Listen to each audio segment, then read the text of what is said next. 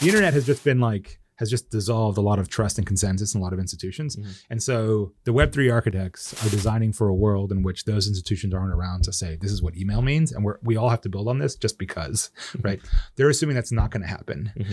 And things like blockchain or Web3 are ways for various participants in an ecosystem to agree on a state of the world such that they can talk to each other, whether that be things like email or transferring value or whatever it might be. Mm-hmm. And so Web3, it's funny, every aspect of American society is on a nostalgia trip, right?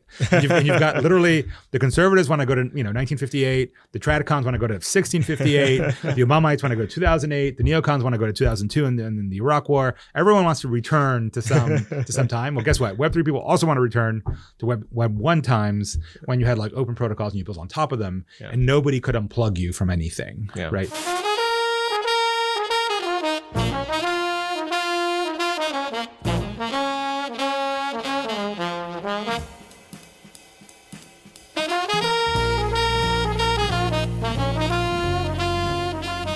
Howdy, everyone, and welcome back to Moment of Truth, the podcast of American Moment. My name is Saurabh Sharma. I'm the president of American Moment, and I'm joined by Nick Solheim, the COO of American Moment. And we are back for another episode of Season 2. This is Season 2, Episode 2, or Episode 46, whatever we decide to end up calling it.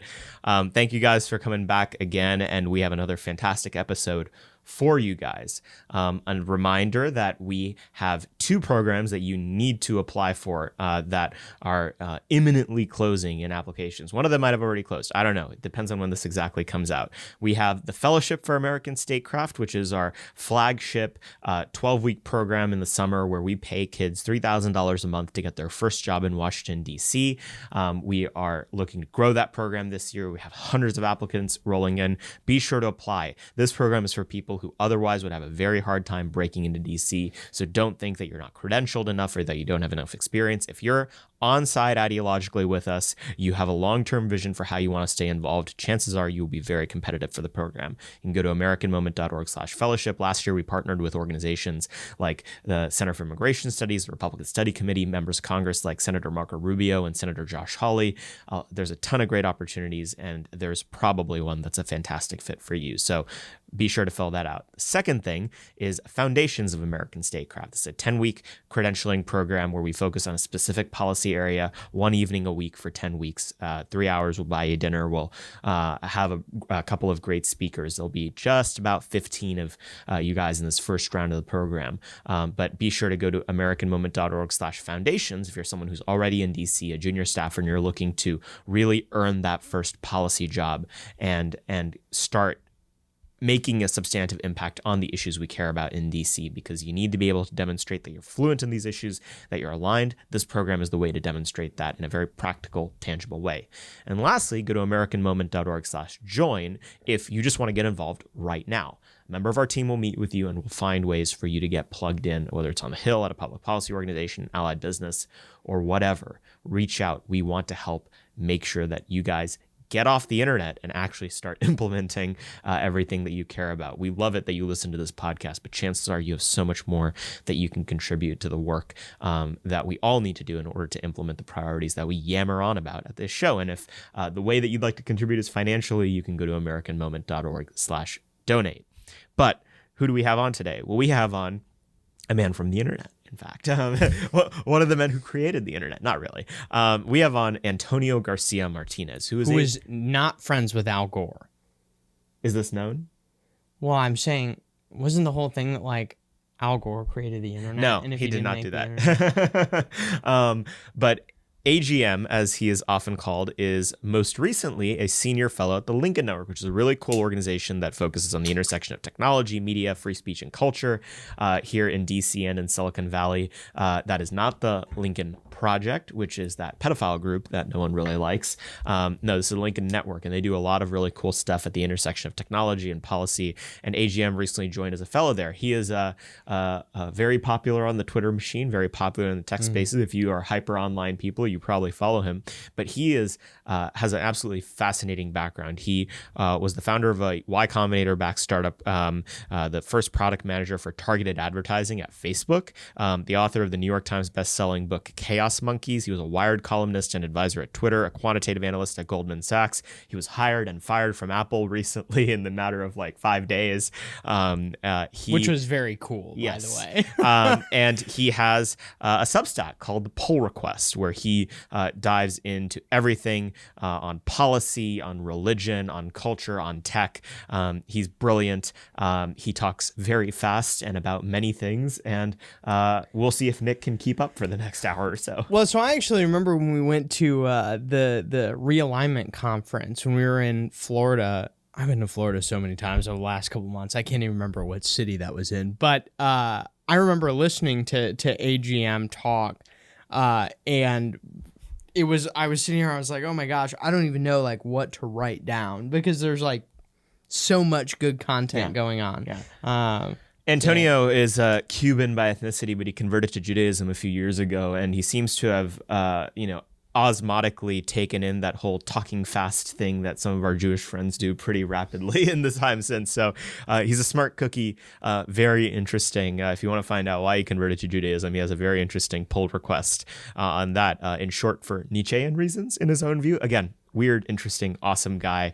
We're going to have an awesome episode with him coming up here, and thank you guys for coming back for another episode of Moment of Truth. We'll go to Antonio now. Antonio, thank you for being on the podcast. Thank you for having me part of your vast right-wing conspiracy over That's here. Right. You have finally come to the swamp. You've officially sold out. How does it feel? It's amazing. There's way more alcoholism and way less graft than I thought there would be, to be honest. Oh, yeah, you're just in the wrong circles. I mean, the alcoholism is endemic. All right, this is the right, not the left. On the left, it's the other way around. Yeah, much more graft and much less alcohol. They're all into weed. You know, there's an entire entomology or taxonomy of like what substance people in DC are into. So like you hear about the factions of the right that are alcoholics versus cokeheads. You hear about on the left, it's like weed versus Molly in certain places. I'm sure this is the case in the tech world. They probably don't have drug tests to pass because they don't actually work for the security state. No. That's why all the Mormons work at CIA and stuff, is because they don't have any of these problems. We always like to hear about someone's background, and I think your background is one of the most interesting of any of the guests we've had on. Why don't you tell us how you ended up in this dark and horrible place in DC? Walk us back to early AGM. Right. It's like, this is like one of these like, drug addicts, or like we're in AA. Like, how did you get to the bottom of the barrel? Yeah. Like, how did you end up here? Yeah. What's the short version? So I basically dropped out of a PhD program in physics at Berkeley, of all places, went to work at Goldman in the middle of the credit crisis, saw the world blew up, and moved back to the West Coast for technology, where I've been for the past, 10 to 15 years, mostly involved in turning human attention and data into money in various forms. So for example, if you, go browse for a certain pair of shoes, and then you see those shoes inside your Instagram feed, in a very distant, original, historical way, I was responsible for that. I built some of the early targeting products at Facebook right around the time of its IPO.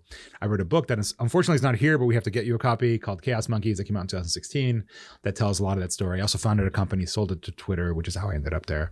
And basically, I've been bouncing between, the tech and media worlds for the past, call it 5-6 years. Mm-hmm. And more recently, I've added a third circle to the Venn diagram, which is politics, because I'm a senior fellow at the Lincoln Network, which is another swamp creature organization, which is what I've been doing for the past couple of days. We're big fans of Lincoln Network. So let's zoom back to the point of time at which you would have joined Facebook or started in Silicon Valley after leaving Goldman.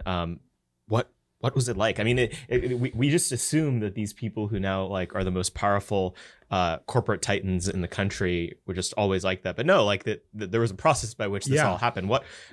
Tell us what that world was like pre-Facebook IPO. Yeah. There narrowly, but also Silicon Valley more broadly. Yeah, Silicon Valley I think used to be a lot more fun. I mean, there's very few sort of insider books that I think give the flavor of it. I mean, one being sort of autoerotic self-citation. My book is one. There's another book that just came out recently. I'm actually having most of the early founders of PayPal to drop a plug on my social podcast show called Pull Request. The book is called The Founders by Jimmy Sani, and it's an early history of early PayPal. And I'll have Peter Thiel and Max Levchin and all these guys on my show next week. But both my book or that book illustrate how it was. Now it seems very hegemonic, and big tech is this great enemy. But, a lot of it's just like really geeky, smart people just making it up as they go along and just figuring out what it is. And their mantra then, not so much now, was, move fast and break things. It was literally written on posters on the wall. But I think it's a general characterization of Silicon Valley. You can see it at Uber and other places. And the idea is just that you just slam the gas as far as you can. And, whatever negative or positive externalities accrue to society, well, it's somebody else's problem, which, I think it's a legit critique of tech, actually, in many ways. But that's kind of what it was like. And I joined right before the IPO. I was not like an early employee by Facebook standards, although now it seems early. But it was still very improvisational, right? Like I literally pitching Zuck on the idea of like this weird ad targeting technology, which is the chapter that opens the book. And it's just because I raised my hand and said, oh, we got to do this. And there's an IPO, we got to boost revenue. And it just happened, right? It's very different than it is now, from what I understand. And yeah. One of the distinctions that it's probably something in between, but people think of Silicon Valley people as either nerds or as people who want to make a ton of money. And it seems like this is it's the first.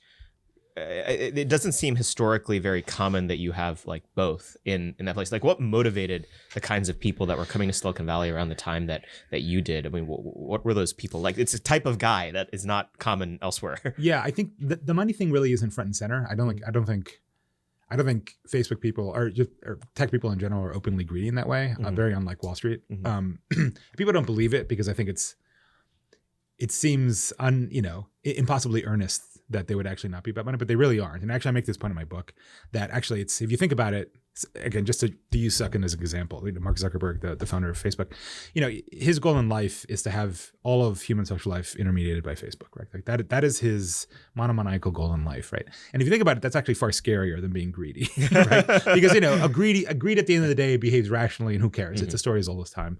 But to actually sit there and rip apart, human social life and remediate it is different. And it's like Tower of Babel type stuff, right? And it's not necessarily negative. I think Facebook is positive in many ways, but that's the thing, right? Like, or you look at what's happening now with like Web3 and crypto, which we can get into in this show if you want, but it's super popular, and you've got engineers who are making good money at FAANG companies like Facebook and Apple and so on, leaving it to go and create the technologies that will subvert their previous employers, right?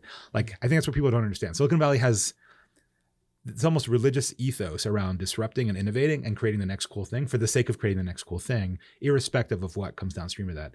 And one thing I've been saying in my little DC tour is that I think, like anyone who views a world from the outside, you tend to view it monolithically, in the same way that tech views DC, by the way. But tech is not just one thing, right? And arguably, in my opinion, the FAANG companies and their policy people, the Google and whatever shields they have running around here, that's one side of tech, right? But I would claim that the true spirit of tech is really in some of the VCs and a lot of the founders who are actually creating new companies, and that sort of religious attitude towards constant disruption and innovation. That's the real tech world. Mm-hmm. And that in some sense, DC is grappling with the people who were cool 10 years ago, in some sense, who are now the big companies, but they're losing employees left and right to all sorts of new companies that are doing other things. And if anything, those companies seem kind of old and stale by now. Yeah, so I'm curious about that. I saw this interesting thread by someone anonymous on Twitter, as it goes. A couple of weeks ago, this guy's like product manager and was talking about how they haven't built anything new for their company in years. It's all been focused on a lot of this like just, woke HR stuff, that has been talked about a lot in the media over the last couple of years. But why do you think that is? Like, why are a lot of these large companies, to throw out, Facebook, Uber, whatever, any of these apps, tech companies, whatever you want to call them, why are we kind of seeing this exodus of people like leaving that world and starting new things and these large companies not really creating a lot of new stuff? Yeah, the woke thing is definitely an issue inside those companies. I wouldn't say it's causal. Like, I don't think those companies are stagnating because of wokeness, although it certainly doesn't help. I think it's hard to create the future. You have to be willing to take certain risks. And once you have a certain revenue model and once you have a certain way of looking at the world, it's very difficult. Again, I'm still very pro Facebook and I still kind of bleed blue in certain ways. So like, I'm not just sitting here bashing my former employer, to be clear, because I hate those people like, not that I got wealthy, but those who got really wealthy and then like turn their backs on their company. It's like, well, did you give your money back? Right. So I'm definitely not one of these guys, but But it's true. If you want to be critical about Facebook, it is true that they tried experimenting with creating new apps. We've probably forgotten all about them. They basically created clones of Snapchat and all these companies. None of them took off, right? And so they either acquire other companies like Instagram and WhatsApp, which again, Facebook would kind of be dying without them, right? Like the Facebook app itself is not growing. Or they copy features from it, like the stories feature or other things, right? And so you're right, they're not creating sort of new innovation. Like Facebook has not launched a radically new viral feature that they themselves came up with in, I don't know how many, since I was there basically, right? And so that's the reality. I think that's just the nature of human innovation. I mean, at some point you scare out the people who would do well in that environment. I mean, even in my case, right? Like, I was super like early founder, stepped on a lot of toes, was not the smartest person about my own career, which ended up biting me in the ass. And so I was kind of basically forced to leave. But I think that happened with lots of people. Like their strategy used to be what's called acqui-hiring. You basically acquire companies, bring in the entrepreneurs, and in some sense that entrepreneurial DNA inoculates you against stagnation, the thought is. But most of them don't stick around, as indeed the founders of Instagram and WhatsApp did not. Although I would claim those acquisitions were very successful, obviously, and very good acquisitions on the part of Facebook. So yeah, I think it's just a natural cycle of life of companies. Yeah. So I want to ask too about the ad targeting and stuff specifically. We didn't talk about this before the show, but I actually used to work in digital marketing before we launched American Moment. So I came into it in like 2016, and I was generating leads for real estate agents at like 5 cents a piece. And you physically cannot do like any of that stuff anymore. I'm curious as to the ad targeting, how Facebook is kind of self-limited in some ways. It seems like to cut themselves off at the knees so Congress won't on certain issues. I'm curious, what your thoughts are on all that. Yeah, so ads targeting at Facebook. I was Facebook's first ads targeting PM, not through any brilliance of mine. It was just, again, a strange set of circumstances that my company sold to Twitter. Facebook was interested. The company got kind of split, and I ended up on the Facebook side of it. Whatever. Long story. It's in the first half of my book if you want to read the details. And I just landed there. There was like 5 or 6 product teams at the time. Like total ad team size at the time was roughly 30 some odd people. Right now, obviously, it's thousands. Yeah.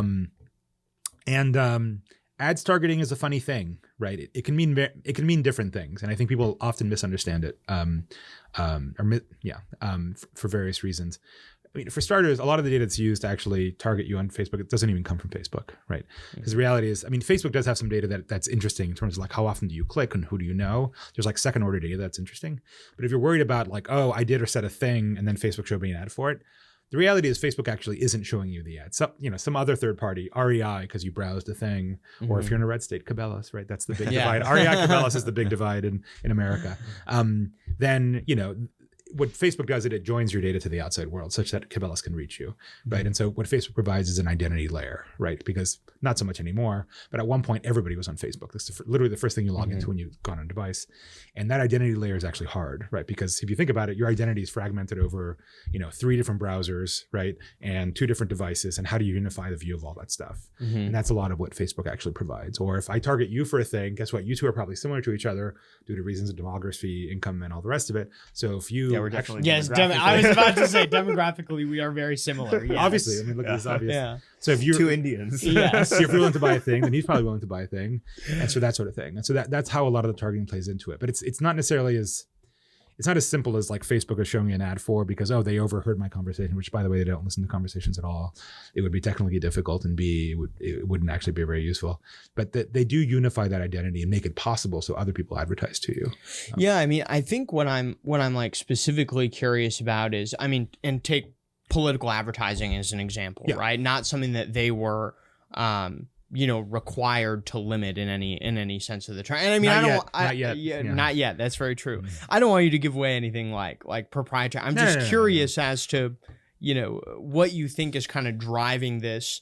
They want to innovate and they want to make money, but they're also limiting themselves in some way. It almost seems like to me to be able to maintain some kind of public image that's still positive. You're much more of an insider than me. So. Yeah, but I think those limitations come to play not in the product per se. I mean, there's somewhat there. Like certainly certain ethnically sensitive categories you can't quite target because it would be considered weird. Yeah. Or the behavior that would follow from that would look embarrassing. I think most of where you see the public pressure is things like content moderation. It's things like privacy, the push to privacy, right? In quotes, whatever that means. I'm putting it in quotes because I think the common notion of privacy and the legal notion of privacy are often very different. Yeah. Apparently, the modern notion of privacy means having little pop-ups on every website you go to. Do you feel more protected now? Yeah. Not really. Right? What are cookies? Right. But I think that's where the pressure gets really applied. And then on the organic side, like the other thing with ads is like, so I was briefly in charge of the like ads policing team that would actually enforce the ads back before that was actually. I was going to say I hated you. Yeah. Right. Well, right. Well, then don't put naked women in the ad, bro. Okay, sorry. Or don't put text in the photo, which is obviously in the terms of service. And yeah, that used to be like a terrible assignment. Now it's obviously a very important assignment because of all the attention they've gotten. It's a much bigger team.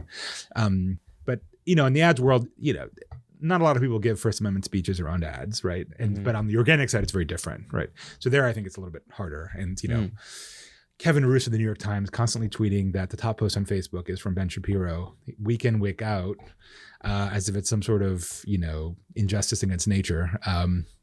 Well, there you go. I don't know. So I guess we need more content moderation, censorship. So yeah. Was there any sense of how impactful the ad tech would be when you came up with it?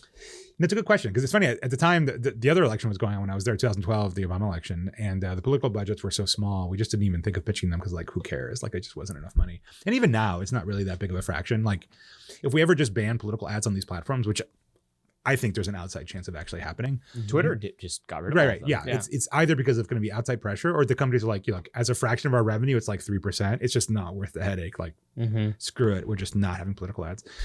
It's possible. It's funny because Lincoln Network has me reading bills now, and a lot of them regard ad tech regulation, because we're getting to the point where like technology launched almost, I guess, 10 years ago now, and finally we're getting to and then the journalists pick up on it like 5 years later, and then DC picks up on it 5 years later. So 10 years later, as this technology is already becoming a little obsolete, they're actually starting to regulate it. But the politicians actually are the ones that engage in some of the highest ads targeting, right? So there's this thing called, most people don't realize, there's this thing called the voter file, which a lot of your voter records are actually public record. Yep. And that gets joined to a lot of other consumer data, which heretofore is relatively unregulated, because in the US you don't regulate a lot of consumer privacy, for good or ill. And so they're the ones who actually upload the biggest lists. Like I did a story for Wired in 2018 for the midterms, looking at like political ad tech, and I was surprised at how sophisticated it was. Actually, it's like, oh, this is actually pretty good. Like this isn't crap. And so it's interesting. Well, I was reading some of like what's her name, Congresswoman Issue, I think from California's bill, that basically more or less bans targeted advertising. And I'm wondering, like, do most of these politicians realize that if they pass this bill, they themselves are not going to be able to get themselves reelected in the next election? Because I'm sure they're spending gobs of money on Facebook. And it would be very ironic in that committee meeting, if I were ever to testify there or whatever, to actually look and go to the Facebook ads archive and actually see like how much the money incumbents would be fine. Probably, right. It'd be their challengers that would be utterly screwed, because one of the vehicles they have to actually generate new name ID would go away. Right. I mean, it's so interesting though when you work with these candidates. I mean, I did it a ton again before we started American Moment, and like these people have no clue what any of this is. When you're working with candidates or people, by the way, who are like already in office, they don't understand the difference between like organic posts and ads. I think a lot of the time that disconnect is between like they're saying things in official capacity, and then there's like a campaign manager on the campaign side, and they're just like doing stuff, and they're just not exercising good oversight into their own campaign, I guess, and being accidentally hypocritical. So the political side of things was obviously just unexpected in terms of how much it would grow, but in terms of it seems like the targeted advertising, to the extent you can point to one discrete thing that changed the way people perceived what it meant to be on the internet, it seems like it's the product you could point to. I mean, because it's I mean, what else tangibly speaking does the ordinary consumer see on a day-to-day basis on the internet that makes them feel a little weird? It's the fact that the stuff is following them, right? I guess, right? I mean, yeah. I often say that like ads targeted is either crappy or it's creepy. There's no in between, right? It's either like horrible, look at this joke, Facebook ads doesn't work. It's like, oh, this is weird, we must regulate Facebook. I don't know. I would say on the organic side, on the cultural side, the existence of things like cancel mobs, the amplification of outrage, increasing polarization nationally, like those are the things that have, I think, really turned people off of the internet. Not the fact that like ads from D2C brands are like way more targeted. In fact, you're going to get the beard oil ad and you're not somehow, right? Like, I don't know that really creeps out people as much as like all the other crap you find on the internet. Yeah. And whether or not it creeps people out, is this something that any of those guys in Silicon Valley think about when they're creating their products? They have to now. Yeah. Yeah. I mean, at the time, like back in the early days, no. But now, from what I understand, privacy is a huge deal. Yeah. Like half of what they do is just complying with privacy regulations, some form or another. Wow. But at the time when the social network rage was really taking off, around the time that Facebook would IPO, you'd get Instagram and Snapchat and all these other platforms soon after. What was your sense of how tech people, who are generally a little bit strange, thought they were doing in terms of the social consequences of good or bad of what they would do? What was there something philanthropic or oh yeah. I know there's definitely there's a sense, like I said, there's a sense of missionary zeal inside this company. Not just Facebook, speaking broadly. It's almost pseudo-religious in the same way that wokeness is kind of like like the joke goes, it's Protestant integralism, right? In a way, right? Like a lot of this sort of sublimation of the religious urge through making a mark in the world is through these startups. And so again, at least at the time, Facebook was and other companies, again, I'm just using an example that I'm most familiar with, were very mission driven. Like a more open and connected world was really the mission. And yeah, it was seen as more or less an unqualified good. At a darker level, I hate to engage in like the Social Network movie tropes because that movie was so inaccurate, at least from my experience. But like the thought that, nerds are, a lot of the tech people are a little bit on the spectrum, a little bit weird, a little bit too into screens and are meeting everything. Yeah. And then basically creating products that forces the world to meet them halfway. Yeah. I don't think that's completely wrong either, actually. And certainly I'm as guilty of that as anybody else. I spend way too much of my time on screens. And like the whole Zoom thing, like when COVID came, I'm like, I don't know, it's kind of a good idea. Yeah. One of the things, so when, COVID came lockdown, California was like super locked down. And I was noticing that my friends like, the rhetoric was like, oh, the lockdown is terrible, which it was for many people, to be clear. But a lot of my friends were actually seemed happier and healthier and like living better. And some moved out of San Francisco. Yeah. So I actually held a Twitter poll, which obviously non-scientific and obviously my followers is not representative, but it does skew to Silicon Valley. Over 30% of people said, I asked them like, under COVID lockdown, is your life better, same, or worse, right? 30% said it was better actually under lockdown. Well, but isn't that the case for like the professional managerial class in general? But I think, but the techies, I think in particular are like, yes, I'm fine to intermediate my entire working life via screen. Yeah. And then I can go exercise, my like whatever, like those are separate worlds. Like I definitely think there is something to the notion that there's like this level of techno-Gnosticism, Gnosticism being this, not just Christian, but many religious traditions have this sort of heresy that divides life between sort of the physical and the spiritual realm, right? The physical world is venal and corrupt, and the spiritual realm is enlightened and rarefied and unique, and we should all aspire to like transmutate ourselves into the spiritual world. I do think there's something to that, to techies wanting to live in this spiritual realm that like is beyond the ugliness of everyday life. Is this why you see Jack Dorsey looking like the Dalai Lama, like spending weeks in a cabin in the Himalayas? So I can't speculate. He's definitely to the weird side of that continuum.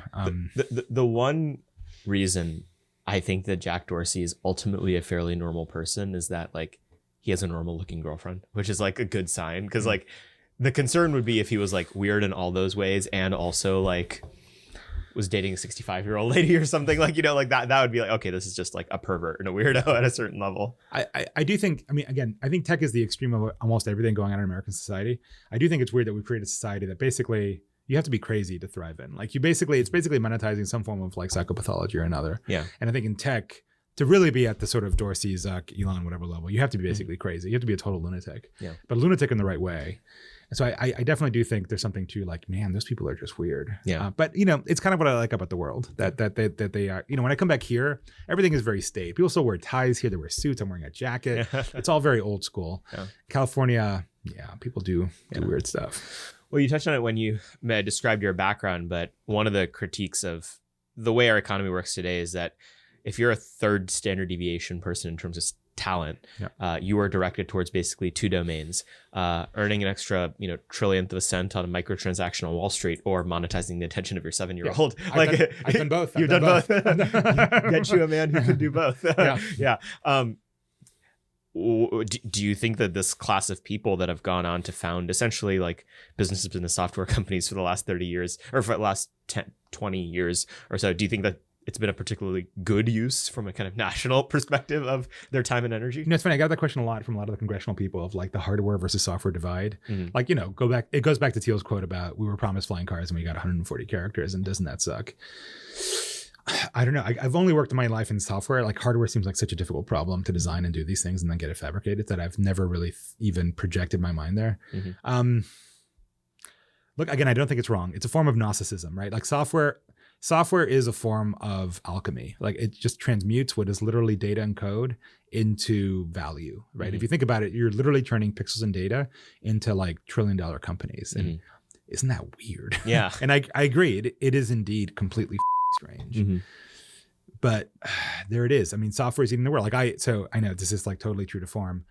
I own a Tesla, entry-level Tesla 3, by the way. Don't call me a rich I want douchebag. one. They seem cool. They're super cool. Yeah. But one of the aspects of genius about it, and why Elon is a genius, and I think he is that he's turned a car, a formerly mechanical device, into the equivalent of a rolling iPhone, right? Like the hardware is the same from model to model. That doesn't actually change that much. It's the software that actually makes it different. So like I get a software update, go to the car the next day, it's changed. The UI is different. It works faster. Like things are just better, and the car just sat there. It's incredible. It's turned it into a software device. And so, look, I would love flying cars, and I love my Tesla as much as anything. But the reality is, even there, like Elon landing rockets on their ass in like a barge in the ocean, that's amazing software coupled with very good hardware. And you know that's not going to go away. So I don't think it's quite such a divide, I guess, as people are making it out to be. I mean, but at a certain level, people have to develop one set of skills or another, right? And so computer science skills versus engineering skills as a baseline divide in the education system means that you're going to get a lot of software companies and not as much hardware. True. Yeah. I don't know if that can be fixed or even it should be fixed. I think rockets are cool. I think we should colonize Mars. I think space exploration is the next frontier. Yeah, I don't know. It's a good question. To the backdrop of all of this commercial stuff happening in Silicon Valley, it seems like the political valence of it has changed over time. What was the politics, if you could even call it that, of Silicon Valley like when you first got there, and how has it gone down the tube since? Well, I mean, this country is, kind of divided by class and education, right? So Silicon Valley, although it did have a certain libertarian streak to it, and I think it functionally still does in its disregard for government. But it's always been kind of left-leaning. I mean, who are we kidding? In terms of political valence, what I would say is like, obviously, Facebook targeting and all that data stuff was great when Obama was using it to win. And suddenly when Trump did, it was terrible. Right? Suddenly it was evil.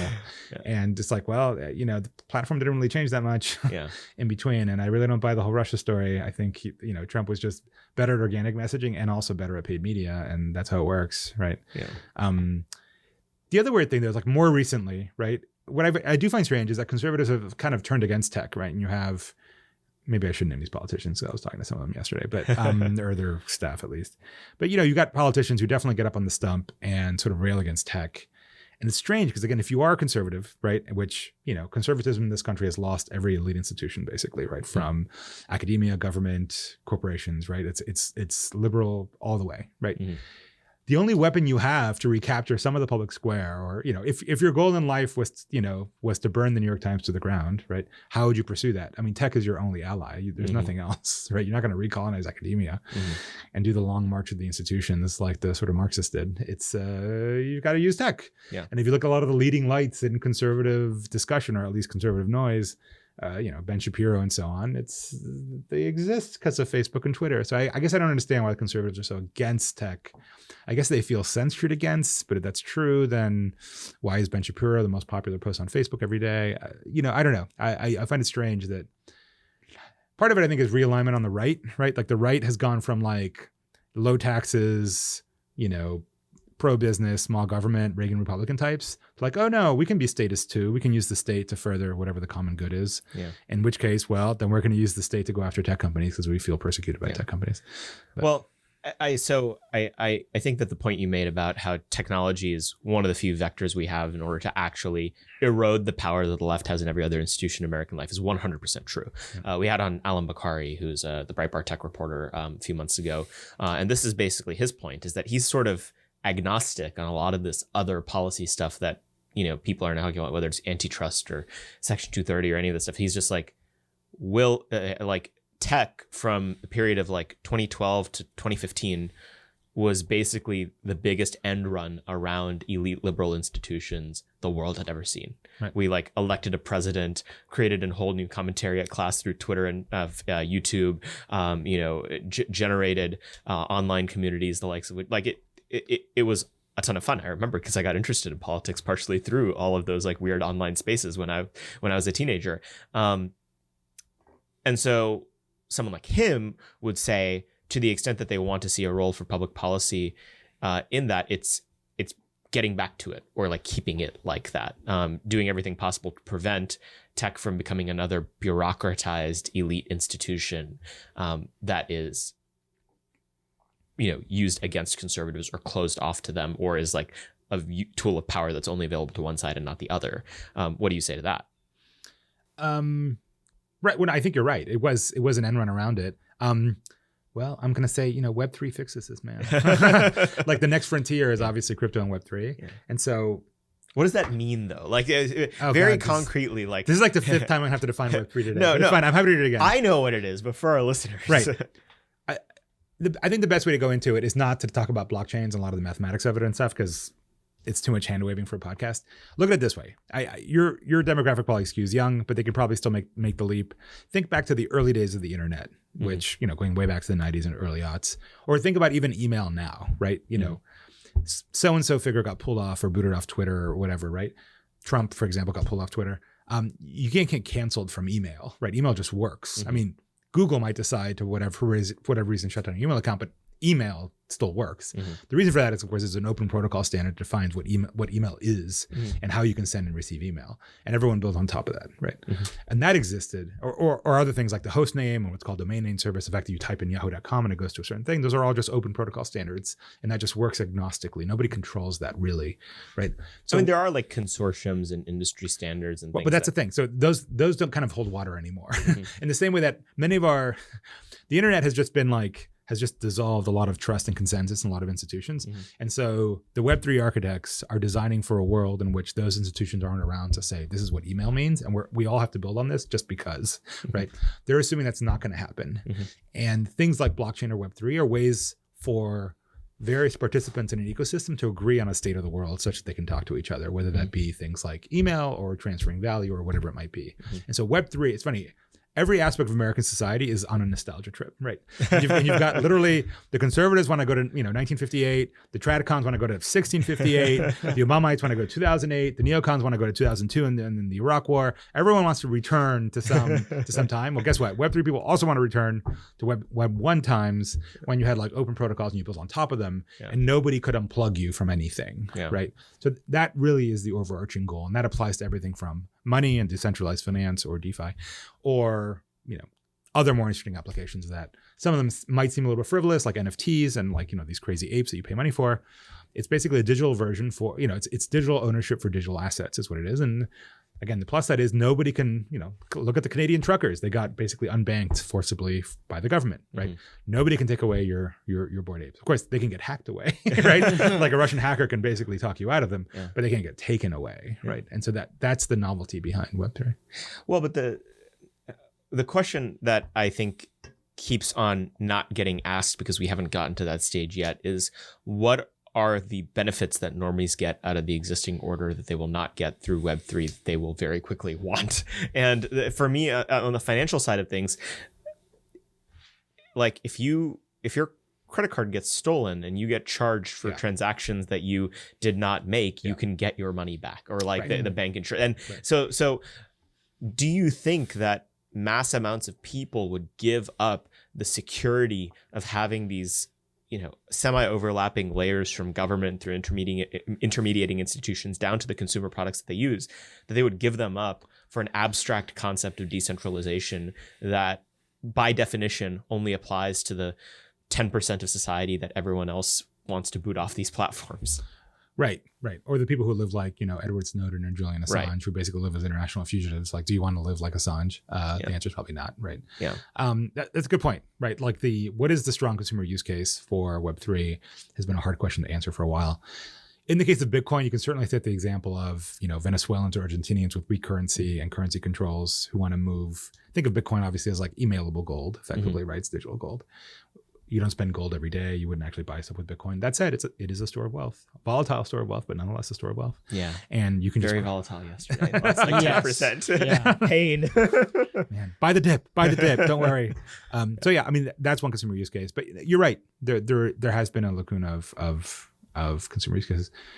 The standard answer is, well, it's still early. We're still building the protocols, right? If you had asked this question in 1987, it would have been the same answer. Like, well, I don't know. Yeah. Email was still hard. There was no webmail, right? Like Hotmail was invented, whatever it was, late 90s. Yeah. You still have to use Pine, log into places. Nobody was using it, right?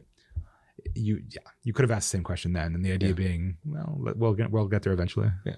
What have you made of sort of culturally, it's not choices because it was sort of emergent phenomenon, but what Bitcoin or the entire crypto space has turned into, like in terms of a cultural phenomenon, like especially in the last year to 2 years with NFTs and everything. What are you disappointed in what you've seen? It's funny, I'm not so deep in crypto, so I feel odd like I'm speaking for the ecosystem when I'm not sure that I'm like a fully fledged member yet. But I mean, you know more about it than 99.99% of people. Okay, in the, right. In the contours of the city. Okay, so I'm not disappointed by it. I don't know. It's its own unique ecosystem with its own little taglines and its own cultural weirdnesses. But that so much of is downstream of technology, right? Mm-hmm. Like culture and politics are both downstream of economics, and economics is downstream of technology. And if you look at like what vital culture and industry do we have in society today that isn't sitting there and castigating itself or engaging in like endless circular firing squads or culture wars? Like who is actually creating cool new shit? Mm-hmm.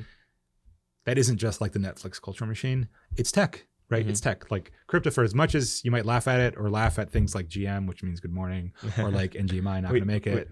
We know. Right? But it's like, you don't have to explain it to us. We were there when it was written. Right. But that's the reality, right? It's like, it's interesting new culture, right? Yeah. Well, so do you think that the overly financial / commercial, like the get rich quick scheme aspect of this, that doesn't seem like Web 1. Like Web 1 was a bunch of like grad students and like military contractors. But the crypto bros answer to that is like, well, yes, you're right. It attracts a lot of opportunists and a lot of scamminess. On the other hand, it means that financial incentives are being reconciled with on day one, right? Like the whole counter argument to many early Web 2 companies like MySpace or Facebook was like, well, how are you going to make money, right? And the answer wasn't clear, right? Like, again, I was there when Facebook figured out how to make money, but it wasn't obvious that Facebook would be justify the valuations that it drove because there was no obvious economic, there was no market in Facebook attention. While from day one in crypto there is. There's thoughts about how do you balance people who are doing the work of the network, mining, proof of stake, whatever, with those who are actually profiting from it. And so it's a conversation that's happening day one. So I don't know. I don't see it as a negative necessarily. Yeah, I mean, think about the difference in ads for these companies that you can buy crypto on during the Super Bowl last year versus this year. I mean, what do you make of the like commercialization of all this, of like large mainstream companies getting involved in it? Yeah, man. If Super Bowl ads show the future, I guess it's all EVs and crypto. That's all it is. And Larry David. That's it. Yeah. Well, it was sort of a weird could be worse. It could be worse. I think some like annoying New York Times reporter had a tweet something along the lines. It was like, if crypto is just money, I've never seen an ad for money. Wow, but that's not true. You see ads for brokerages and banking and financial services all the time. Yeah.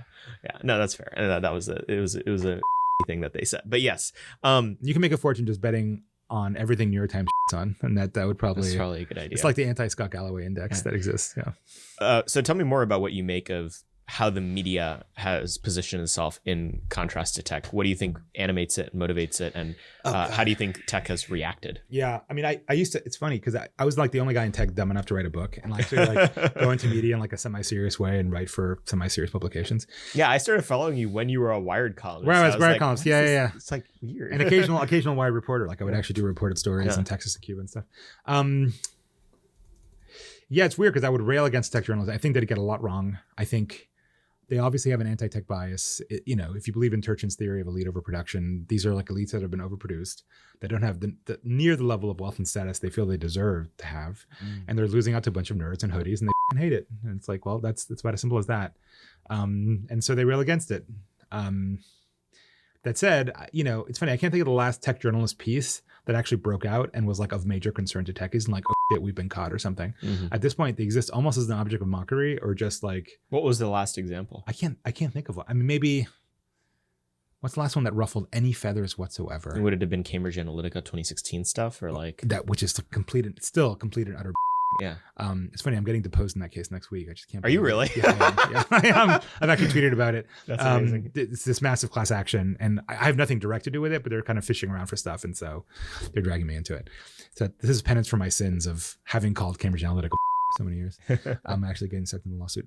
What's the last one? I don't know. I mean, it might have been something with Taylor Lorenz alleging so and so about. I've been blocked for a long time. I can't see what she's Yeah, saying. Who cares? me also. It doesn't matter. Both blocked by her. It's just, it doesn't matter. It just doesn't. They're talking to their own little audience that, in the end of the day, doesn't particularly matter. And I think tech has realized they don't matter, and they just go direct. And when Brian Armstrong of Coinbase wants to say something, he just publishes a blog post, and he gets more views than he would ever get talking to somebody at the New York Times without the noise, the intermediation noise. And that's just the way A16Z launched their own media site. Why would you talk to a tech journalist now? I think the savviest entrepreneurs realize that there's literally zero reason to do so. Well, that's the other thing too, is like, not only is any of it, serious reporting that's going to make anyone wet the bed, but also none of it's interesting. Right. Like I have not scrolled past a like mainstream tech article that I've been like, oh, I should read that. That looks interesting. Yeah. Right. I think Benedict Evans he posted a screenshot of like the New York Times tech section. Yeah. There wasn't a single tech story in the section. It was just a gossip rag about people in tech. It had nothing to do with technology itself. Yeah. Well, but it does matter, not because the audience for the New York Times' tech reporting is the customers of these tech companies. It matters because the audience for the New York Times' tech reporting is this town. Right. And that's right. How do you think the tech world has reckoned with? I think you had this in your blog post announcing that you were joining the Lincoln Network, is that tech world may not care about politics, but politics sure cares about the tech world. Right. And they can still leverage the power of the state to really mess with them. Yeah. And like, for anyone who wants to, pretend like that's not a big deal, like, there's a reason why most of these companies are still founded in the United States. Like, the Center for Innovation is here. So how do you think tech has come to reckon with, or failed to thus far come to reckon with, the fact that political is very interested in it?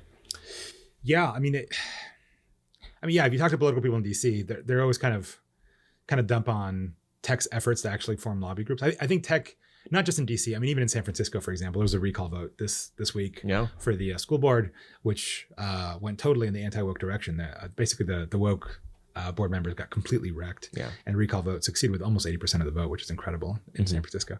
So I think broadly, whether you look at the dysfunction in San Francisco or the dysfunction in DC in terms of like, is tech making its message heard? Is it getting reasonable? Does it have a seat at the table? The answer is almost inevitably no. The question is like, why is tech so bad at representing itself and influencing things? Because I'm pretty sure like the healthcare industry, buys politicians and gets bills written and makes sure that their little lock-in monopoly there, which is why that's what our healthcare system is. Right. Which is, exactly. Which is why, diabetes insulin pens or whatever cost $2,000 or whatever it is, and why they cost a tenth of that in Canada. They managed to maintain that state of affairs, and tech is not able to do that.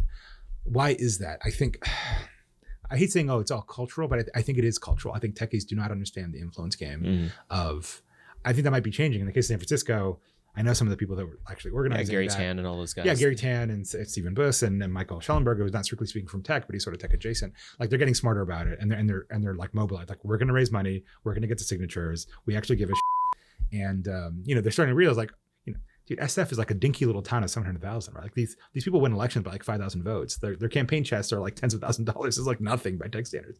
It's not that tech couldn't play; they just don't give a shit, and they haven't had the effort and focus to actually do it. They could, and so I don't know. I think if they tackled it like they do other engineering problems, with also a certain amount of like world weary savviness to understand how the world really works versus in their abstract ideals, then maybe they could have that influence. But I think they just, the thing is, like, the skills that make you win in tech do not make you win in DC. That's the thing. It's just very orthogonal skill sets. Well, but also if the entire approach that you come to the world with is trying to innovate yourself out of problems, the one thing that is impossible to innovate yourself out of, at least thus far, is human nature. Right. And to the extent that the political institutions that exist in American life are a reflection of aggregate of human nature, right? Starting new parties or having weird, esoteric libertarian ideologies about how the world should be run, or just believing in capital P progress, like, all that stuff's eventually going to fall flat when it comes down to a world. The one of the rifts that I find frustrating coming out of the tech world is, they always are railing against zero-sum thinking. Politics is a zero-sum game. And maybe that boils down to, at the end of the day, like, scarcity is real in a lot of domains of life, not just politics, but certainly in politics. And these tech guys haven't seemed to fully reconcile that yet. No, I agree. Yeah, I don't know. The cop out obviously is that, like, a lot of the problems that tech, it's a truism in startups that, like, the classic, like, noob take on startups is like, oh, it's a technical problem, right? Most problems inside startups or tech companies are actually human problems, not tech problems. Unless you're really at the cutting edge, like, say, Elon with SpaceX, you're not really at the cutting edge of, like, known human technology. You're creating novel technological scenarios and novel business methods, but if something's broken, it's usually a human problem, right? And I would say that applies to society writ large, right? Like, here we have this new technology, which is my phone that your assistant took away, but it's the black mirror through which we're refracting all of human life, right? And we're wiring everyone's brains to everybody else's, right? That's massive. That, to me, is like printing press levels of, like, innovation. And culturally and socially and politically, we haven't caught up to that reality. So I would put it back to, like, the outside world. It's like, look, techies created weird, cool stuff. Why can't you get it together enough to create a political system that works within that limitation? Like, why should techies be forced to come up with the solution to, like, every problem that their technology creates? It goes way beyond the ken of just technology. Now we're talking everything in society. Yeah, I'm going to engage in a little bit of cultural Luddism here. So I read this book. It's called Productivity, Theology of Work and Wealth. I am a Protestant of which you speak. But it's a very interesting book about kind of the philosophy behind, how we're supposed to use technology that we're blessed with. I mean, basically, it's a very short book. It's like 100 pages, but basically talking about how, like, what you can do with an iPhone now is like what you used to need 150 servants to do, So, and the general, like, point of the book is, man, we're all being really lazy, like, with what we have with this power. But I mean, the fact that, we can do all those things that you have the ability to research with the touch of a button, something that could take you, years to find the appropriate text for, right? To find the right book is incredible. So I'm just continually, I guess, amazed by that, and endeavor to use the material I have well. Well, the digital age gives us this entire new set of technologies. And I think you're right that to a certain degree, it is the responsibility of the rest of society to reconcile what it means to flourish as human beings in that world. So that being said, the application of political power is one of those ways that they'll reconcile it. What do you think? What are the few low-hanging fruit items that you think people in this town should use to direct, not reverse or stop completely, the trajectory of technological progress? Right, without completely refactoring society. I don't know. I mean, one of the big topics, obviously, things like content moderation, right? Which is a very Orwellian phrase for basically censorship of various forms, right? I don't know. You could pass regulation that says that private companies have to abide by the First Amendment, say, which I know technically they don't have to, obviously, but in the spirit of it, right? Like, again, Brian Armstrong of Coinbase posted a post in which he said, well, the spirit of what we do is animated by the First Amendment, even though, strictly speaking, it doesn't apply. That's one thing you could do, right? In the sense you can apply a federal content moderation standard that makes it hew to a more open standard that currently is, rather than, Facebook deciding behind closed doors what is or isn't, readable or engageable in the United States. That's one piece of low-hanging fruit, I guess. What else? On the privacy side, I mean, privacy to me, such a ridiculous topic because, privacy has relatively short history in Western life. If you actually read the Oxford English Dictionary, it wasn't used in modern form until 1813. It doesn't exist as a legal principle. 1890, created by Louis Brandeis, more or less. Almost all the case law comes from the 20th century. This right to live as a stranger among strangers was really a result of, like, industrialization, mass photography, telegraph, et cetera, right? And so there, again, if you talk to, lawmakers on the Hill who are trying to create bills that'll impact tech, privacy is one of these big hangups. I think it speaks to their constituents who say, oh yeah, I care about privacy. But then when all this supposed tech lash against Facebook and everybody else came out, they never stopped using Facebook or Instagram, right? The revealed preferences are pretty clear. They actually don't care about privacy. And at some basic level, I think most humans actually think about privacy the right way, which is like privacy is not an absolute good, right? nothing is an absolute good. Even speech is an absolute good. Even it is curtailed in certain ways, right? They basically trade privacy for other commodities like convenience, security, sense of community, etc. This is the same thing with Web3 and why I think that ultimately like decentralization to the nth degree is not going to work because there's almost no equilibrium in human life where people pursue one value to the detriment of all the others. Well, until they feel a pinch of that, right? Until you're a Canadian trucker or you sympathize with Canadian truckers and you get debanked, right? Which might become more and more common, right? Turns out you can lose your job for writing a best-selling book, as it turns out in this country, even though normally there's freedom of speech, right? So to the extent, if that actually continues along that trajectory, I think you might see more and more of a consumer use case for it. Yeah. What are the, because it seems like all of this stuff is like low-hanging DC stuff, like content moderation, Section 230, privacy, much more broadly, like when it comes to reconciling digital technology to human ways of living. You've been kind of on your own sort of trad journey converting to Judaism, reading the ancients, you know, studying human ways of life that existed before modernity. What do you think is the big problems that we need to figure out if we're not going to just have technology destroy what it means to be human? There's a lot. Big picture. I mean, there's a lot of things. There's obviously like a God-shaped hole at the heart of liberalism that's being filled with, I don't know, wokeness or whatever, right? Or in the case of Silicon Valley workers, the companies they work for. Yeah.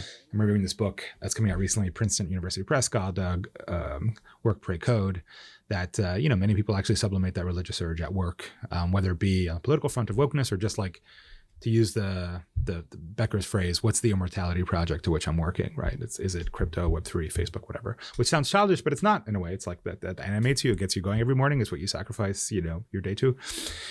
Not necessarily a bad thing, but I do think there's something missing there. I think liberalism's gotten to the point where a lot of people are we understand the how, but what's the why? What's the conjoined moral narrative that we're all pursuing? I think we don't have an answer to that question anymore. I think that those are the deep answers that I think tech can't necessarily answer, or they can build the tools to actually help aid.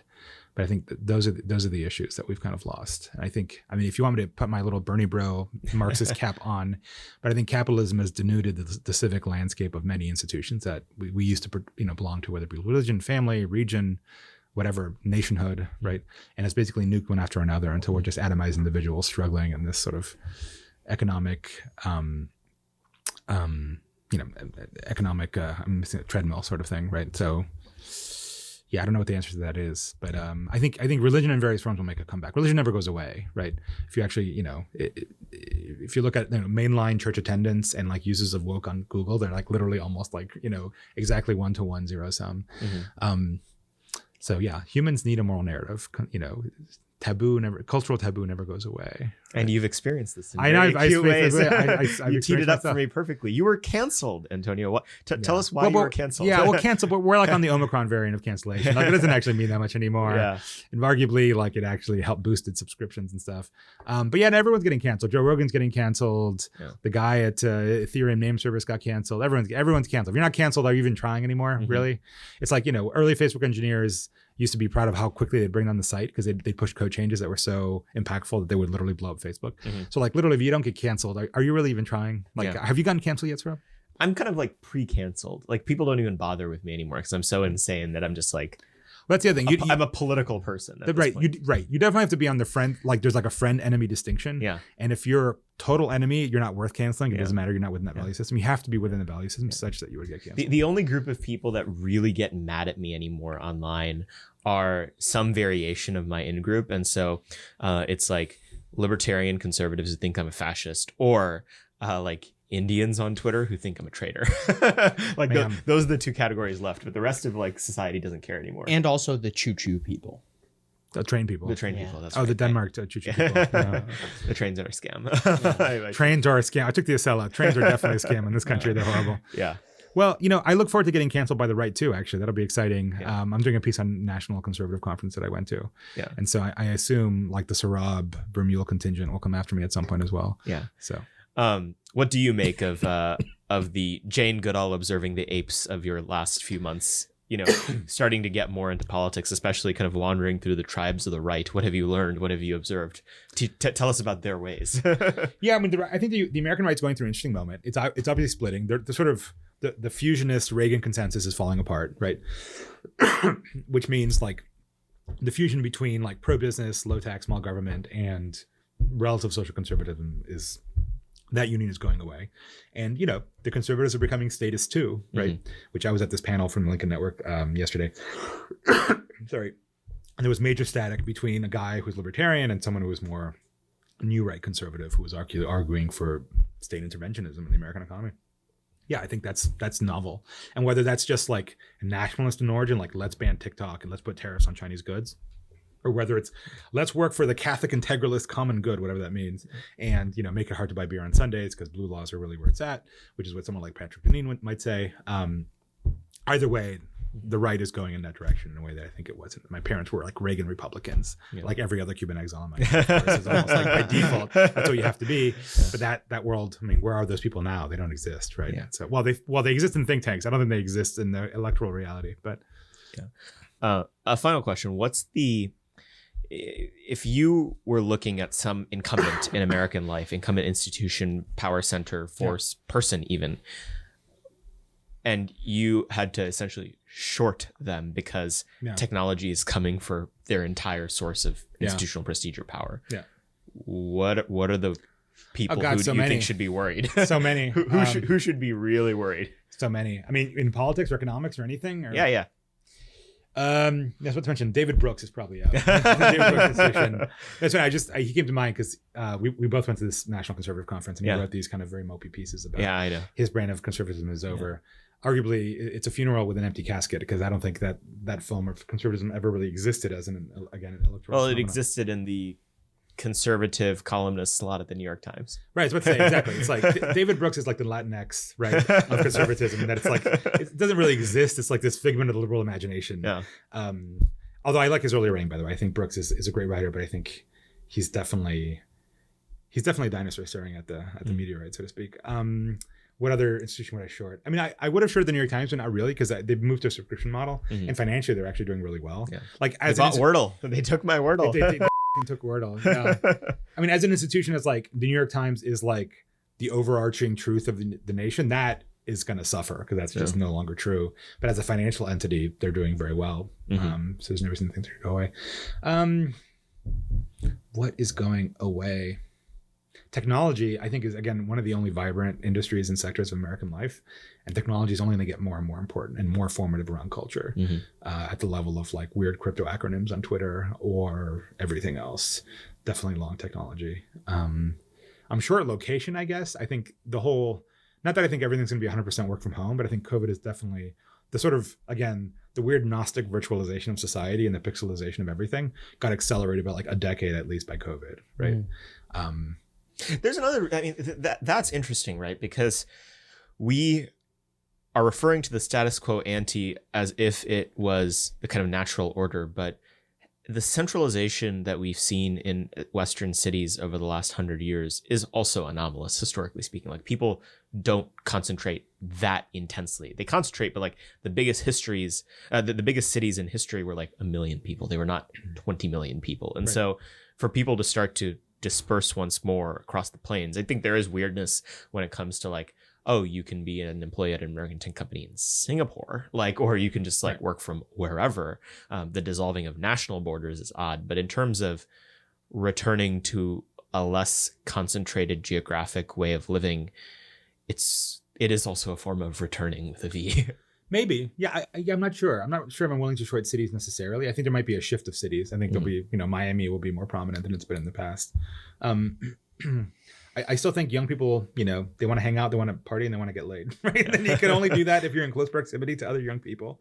Yeah. So I think those who can afford it and are willing to, either pay a premium or get paid a premium, cities will still be there. Even in startups, actually, in-person development works better than remote development, I think, at least at the early stages. So like those whiteboard sessions that you have in a room this size, whatever, like those are actually valuable. There were a lot of those early We days. still do a lot of those. And that's hard to do via Zoom. It just doesn't exist. So it's kind of a luxury product, but if you can afford it, you would actually choose to do that. Yeah. That said, girlfriend runs a venture-backed startup, and she hires in her time zone. And I don't care, as long as you're in my time zone, I don't care where the hell you are, Santiago de Chile, or whether you're in Alberta, Canada. Welcome to the party if you've got the skills, right? That's also true. So yeah, hard to say. I do think you know what I'd short the nation state. I think the nation state is done. The nation state, I'm gonna get Fukuyama. He's gonna be like Rogan, give me a spliff, totally light up, take a puff, and like nation states are done. I think people don't realize how young nation states are as a concept. They were basically invented after the Enlightenment. They didn't exist before.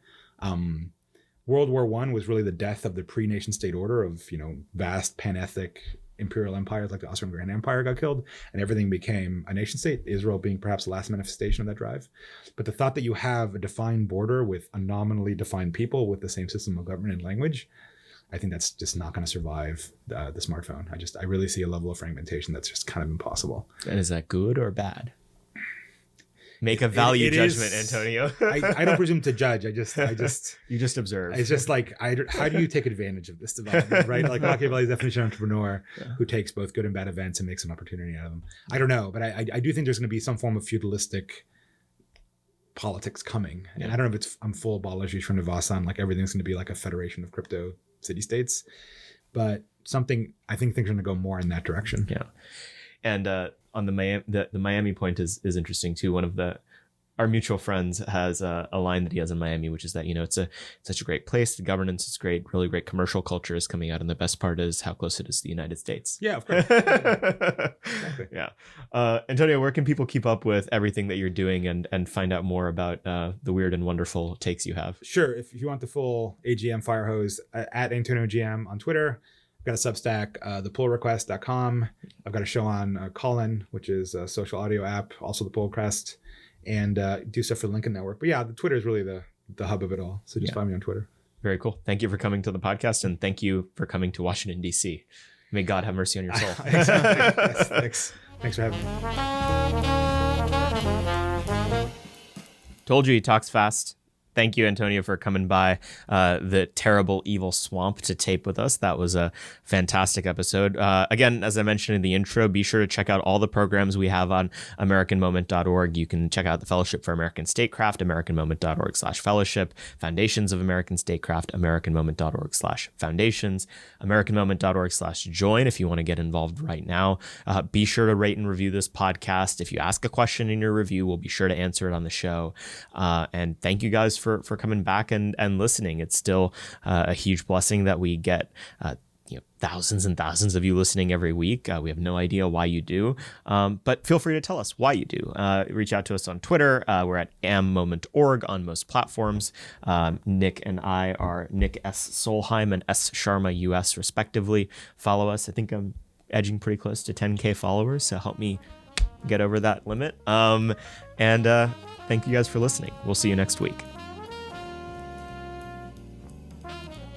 Moment of Truth is an American Moment Studios production filmed at the Conservative Partnership Center.